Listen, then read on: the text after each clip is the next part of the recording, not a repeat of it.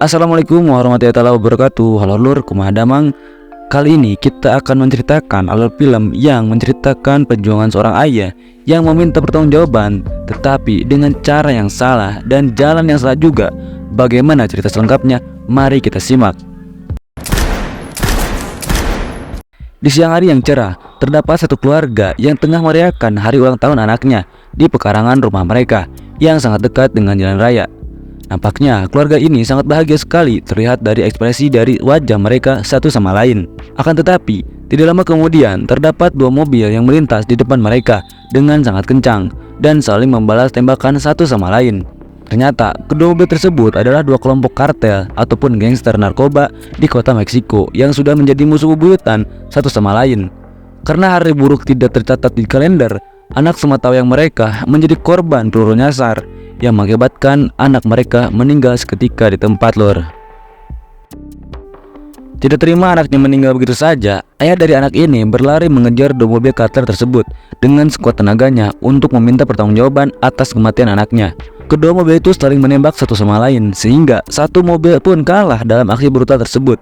Kesempatan itu diambil oleh abang ini untuk menghabisi mobil gangster yang satunya lagi. Abang ini pun terus berlari mengejar mobil gangster yang satunya lagi.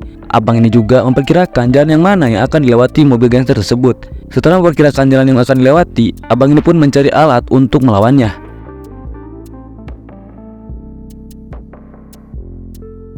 Tanpa pikir panjang, si abang ini memukul kaca mobil gangster itu dengan balok. Kaget dan rewas, gangster itu pun marah dan mengejar si abang yang tampan dan pemberani ini sambil menembaki dengan senjata laras panjang buatan Mamang Putin. Si abang ini pun kembali berlari meskipun sudah engap karena dia ditembaki. Ya mau tidak mau dia harus berlari dan menghindari kejaran dari gangster tersebut.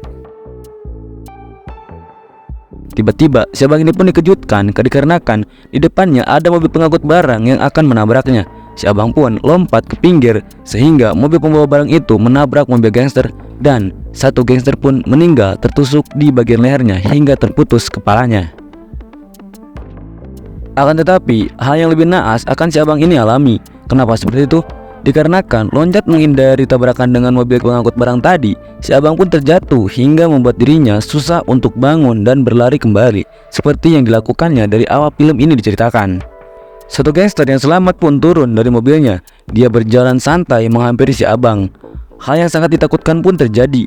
Gangster yang kulit kepalanya itu berbatik ini menembak tepat kepada punggung si abang ini, yang membuat si abang pun semakin terpojok dibuatnya. Gangster itu pun kembali menodongkan senjatanya kepada si abang yang sudah terpojok di pinggiran pagar kawat.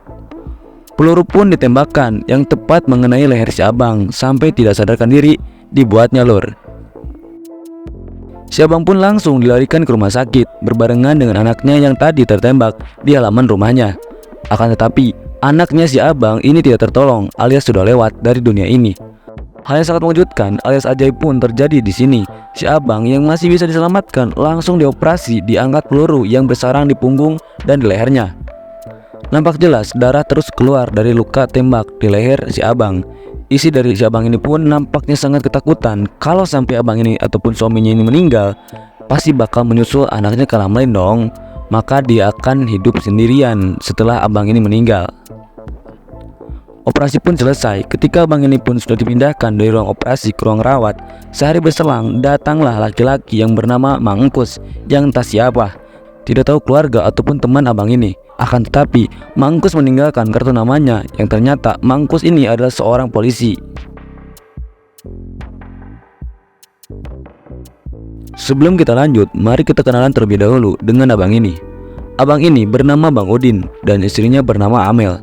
Pasangan suami istri ini menjadi korban dari kecerobohan gangster yang mengakibatkan anaknya meninggal dunia. Di hari berikutnya, Bang Udin ini masih berada di rumah sakit untuk masa pemulihan karena Bang Udin ini tidak bisa berjalan akibatkan jatuh menghindari mobil yang akan menabraknya, dan dia juga tidak bisa berbicara dikarenakan tertembak pas di bagian lehernya ataupun di pita suaranya. Hari demi hari pun berlalu. Ketika Bang Udin sudah bisa berjalan, Akan tetapi tetap tidak bisa berbicara. Bang Udin pun sudah bisa pulang ke rumahnya dikarenakan sudah pulih. Ketika di jalan, nampaknya Bang Udin masih memikirkan kejahatan gangster terhadapnya dan anaknya yang sudah meninggal. Di perjalanan pulang, Bang Udin melihat lingkungan di sekitar yang begitu marak gangster-gangster yang meresahkan warga dan pastinya pihak kepolisian.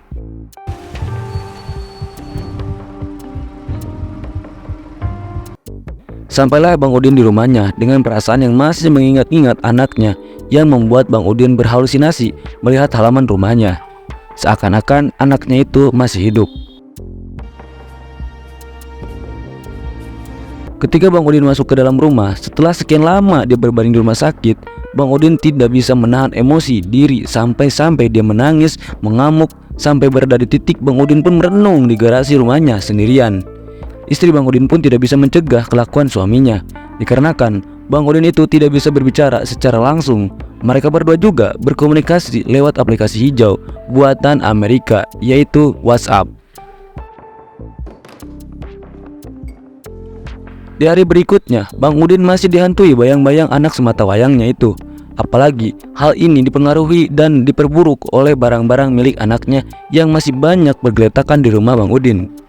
Emosi Bang Udin pun memuncak kembali setelah sering melihat barang-barang anaknya dan kenangan indah bersamanya, sampai terbesit akan melakukan balas dendam kepada gangster yang sedang mengakibatkan anaknya itu meninggal. Istri Bang Udin pun saja sampai takut dengan apa yang akan dilakukan oleh suaminya itu, dikarenakan sangat beringas lur, ataupun sangat aneh lah.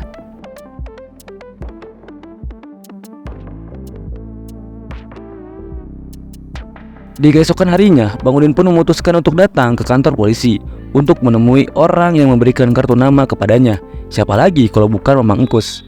Sesampainya di kantor polisi, Bang Udin pun menunggu Mang Engkus di ruangannya yang sangat nyaman dan membosankan, dikarenakan lama menunggu Mang Engkus yang masih sibuk menjadi abdi negara. Bang Udin pun yang lama menunggu kepo dengan foto-foto target yang ada di pampang di mading Mang Engkus. Foto yang ada di mading Mang Engkus itu adalah foto gangster yang membunuh anaknya dan menembak dia sampai jadi bisu ini, lengkap dengan semua anak buahnya. Ternyata orang kepalanya berbatik ini yang menembak Bang Udin waktu itu adalah pimpinan dari gangster yang bernama Klik, dan dia bernama Hui. Dari situ Bang Udin paham kenapa Mang Engkus memberikan kartu namanya, dikarenakan berharap Bang Udin dapat bergabung untuk memberantas geng Klik yang dipimpin oleh Hui.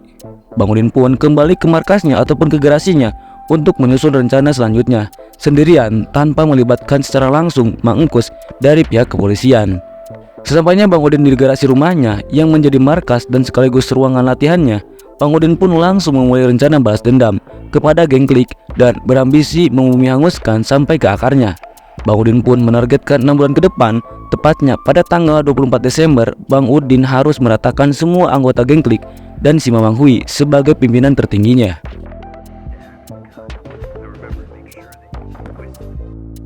Selama 6 bulan penuh, Bang Udin berlatih dengan giat, dimulai dari berlatih fisik, berlatih bela diri, berlatih menembak, hingga Bang Udin pun rela menguras seluruh tabungannya untuk membeli sebuah mobil bekas untuk menunjang kebutuhan aksinya dan belajar trik-trik ngedrip biar keren lor.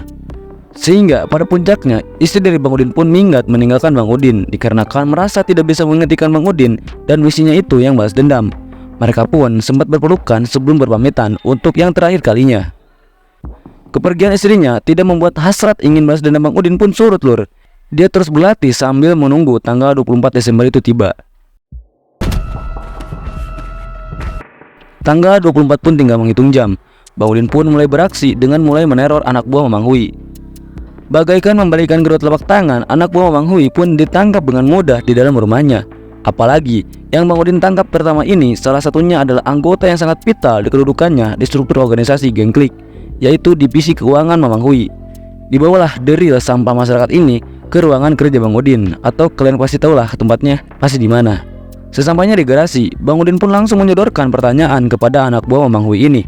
Akan tetapi karena kelengahan dan kecerobohan Bang Udin, sandranya itu dengan mudah merobohkan Bang Udin, sehingga di sini terjadilah baku hantam antara Bang Udin dengan Antek Mamang Hui pertama kalinya dalam sejarah Bang Udin.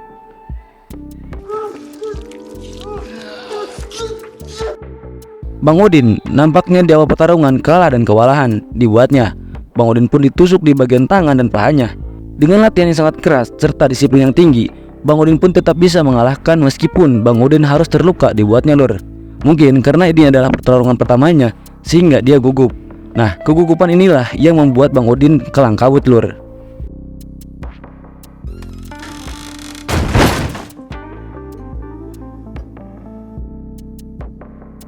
Setelah membunuh satu curut Mamang Hui, Bang Udin pun bersiap dengan perlengkapan armor dan senjatanya karena akan mengobrak-abrik geng Klik di malam Jumat Kliwon malam ini. Akan tetapi sebelum melakukannya, Bang Udin mampir terlebih dahulu ke makam anaknya untuk memberikan hadiah untuk membuktikan bahwa dia masih menyayangi anaknya yang sudah lewat ke alam lain. Selanjutnya, Bang Udin mengirimkan jasad anteknya Mamang Hui ke rumah Mamang Engkus sekaligus dengan bukti-bukti yang Bang Udin dapatkan hingga rumah tempat nongkrongnya geng Klik. Diserahkanlah semua berkas itu kepada Mamang Engkus secara diam-diam. Engkus kembali ingat dengan sosok Bang Udin lor. Teror pun terus Bang Udin lancarkan kepada anak buah Mang Hui yang berkeliaran di luar. Hal tersebut menjadi kesempatan yang bagus buat Bang Udin untuk menjadikan bahan dapur yang bahan dasarnya adalah anak Bang Hui. Tetapi itu terlalu psikopat dan berlebihan. Lanjut, seperti yang kita bahas tadi, tidak lama kemudian ketika Bang Udin lewat, ada anak buah Mang Hui yang sedang mengintimidasi masyarakat sekitar. Yang lemah, sudah tahu lemah, malah diintimidasi. Langsung saja Bang Udin kasih pelajaran matematika kepada mereka berdua. Dijepit badan gangster ini dan ditusuk ke bagian perutnya oleh Bang Udin ketika mau kabur. Sampai-sampai ada yang naik ke atap mobil dan sempat menembakkan pistolnya ke arah Bang Udin ke bawah pengemudi beberapa kali. Karena Bang Udin itu adalah manusia, dia tembak kembali secara membabi buta. 3 detik kemudian, darah mengalir dari atas atap mobil ke kaca bagian depan mobil Bang Udin. Di sini, Bang Udin muntah melihat begitu banyak darah yang mengalir. Tapi, nggak tahu pasti juga akibat darah apa emang karena dia pusing ataupun mabuk perjalanan. Setelah itu, Bang Udin kembali meneror geng Klik dengan mengirimkan jari tangan milik anak buah si Mang Hui. Setelah mengirim paket jari tangannya ke markasnya langsung, Bang Udin kembali mencari anak buah Mamang Hui yang lainnya untuk Bang Udin gesek lur. Mamang Hui yang menerima paket yang isinya jari anak buahnya sangatlah murka dibuatnya. Dikarenakan dikira dia paketnya itu dari Shopee yang dia tunggu-tunggu selama ini.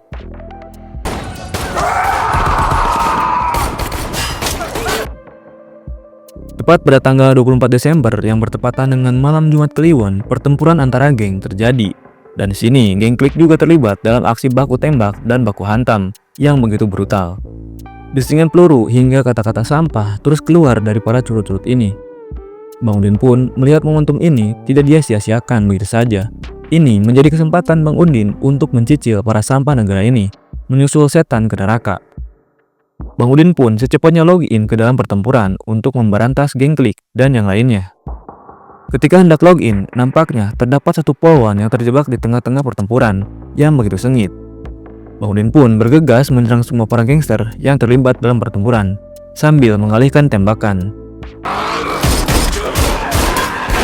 Dirasa sudah aman, Bang Udin pun langsung mendekati polwan itu dan menyelamatkannya.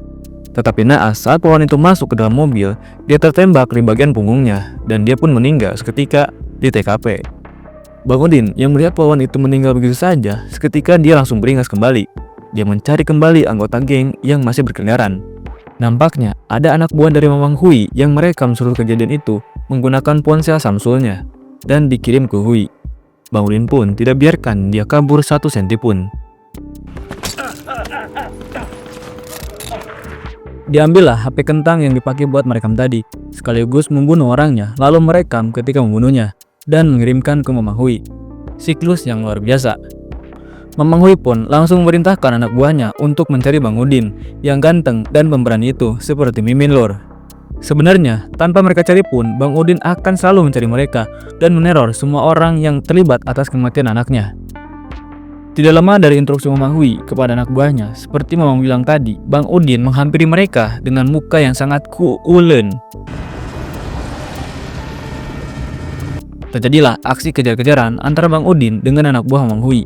Mereka saling menembak satu sama lain dan menghantamkan mobil satu sama lain juga.